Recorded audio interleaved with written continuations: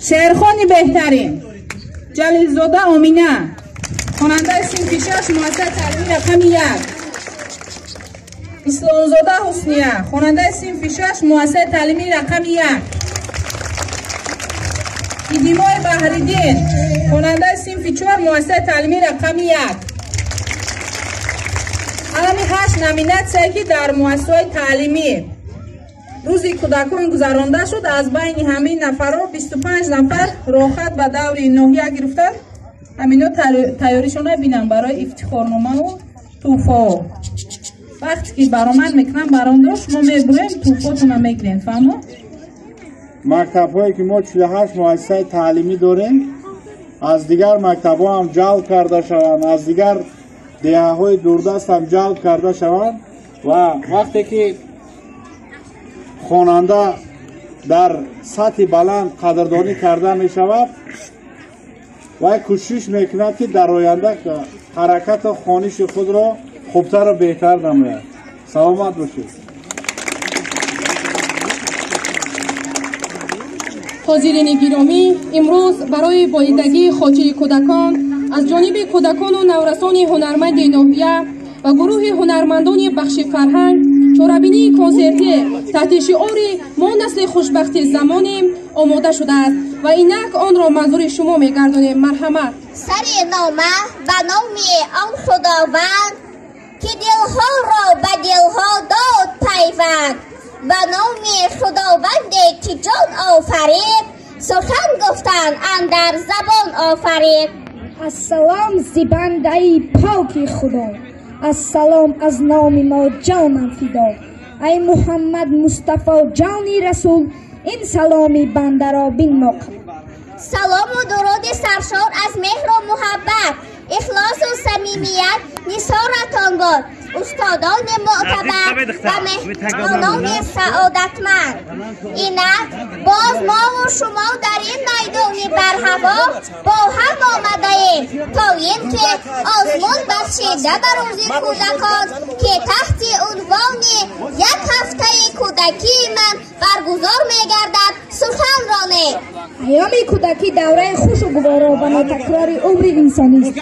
خنده های شیرین و شوخی های دلانگیز طفلان را به دل ما شادی و سرور می‌بخشد. از در عائله نشاط بزرگ است و اولین نگاه و اولین قدمان و اولین حرف و جای کودک برای والدین فراموش نشدنی است. تنها به خاطر خوشبختی طفلان و سالم و بردم انکشاف یافتن آنها در جامعه هر یک پدر مادر و عموما کلانسالان وظیفه دارند تا آنها را درست پرورش نمایند. در این روز فرخنده می‌خواهم همه کودکان جهان را با روز عمومی جهانی محافظت کودکان تبریک و تهنیت گفتم و همه‌شان آسمان صاف و بی‌غبار، خوانش خوب‌اعلی و سلامتی خواهانم. روز بین المللی حفظ کودکان نه تنها روز تاریخی بلکه ایامی به جامعه یادآور شدن از ضروریت رعایت و احترام حقوق کودک و فراهم آوردن شرایط برای تشکل جامعه انسان پرور و عدالت پرور است. از این لحاظ این روز عید کلانسالان نیز می باشد، زیرا کودکان نیاز به غمخوری دائمی دارند و کلانسالان در تامین نیاز احتیاج آنها مسئولند. چارابینی امروزه ما بخشیده بر روز بین المللی حفظ کودکان از چنین شرطها عبارتند: رسامی بهترین، دستان ماهر، راوی بهترین، سراینده بهترین، اختراعکار بهترین، شعرخوان بهترین، رقاص بهترین و نوازنده بهترین. ما کودکان این زمان فخر داریم از آن که خوشبختی دورانیم، آینده سازی تاجیکستانیم.